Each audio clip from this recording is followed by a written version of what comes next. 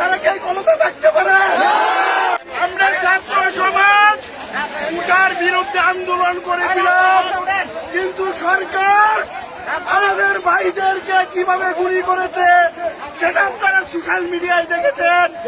এই গণহত্যা বন্ধ করার জন্য, এই গণহত্যা আমাদের চোখের আড়াল করার জন্য দীর্ঘ 11 দিন ইন্টারনেট বন্ধ ছিল। শত ভাইকে ওরা হত্যা করে গুম করেছে।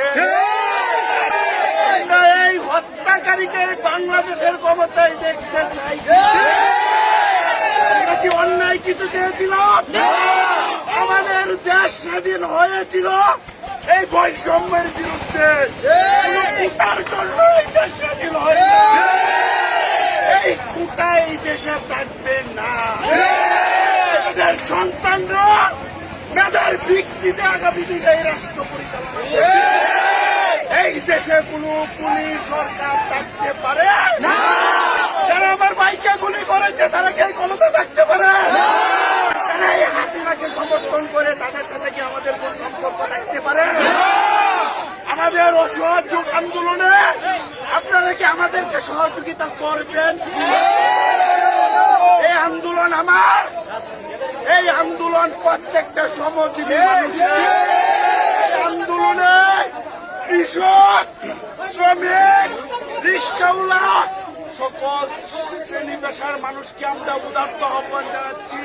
তরুণ ছাত্র ভাইদেরকে বলছি, তোমরা রাজপথে থাকবা যতদিন না পর্যন্ত এই খুনি হাসিনার পতন হবে। চালো চালো খুনি হাসিনার গদিতে জ্বালাও আগুন একসাথে,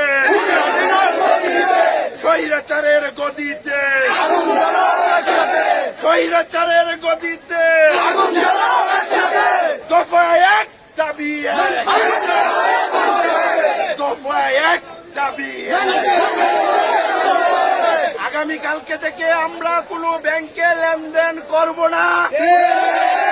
স্কুল বন্ধ থাকবে।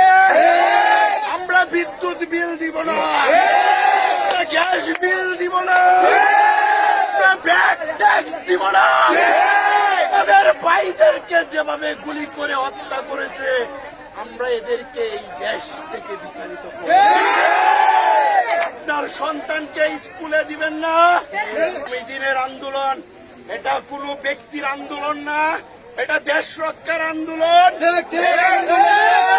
আপনারা সবাই অংশগ্রহণ করে সবাই মারা যায় লাশটা নিয়ে গণভবনে যাবেন।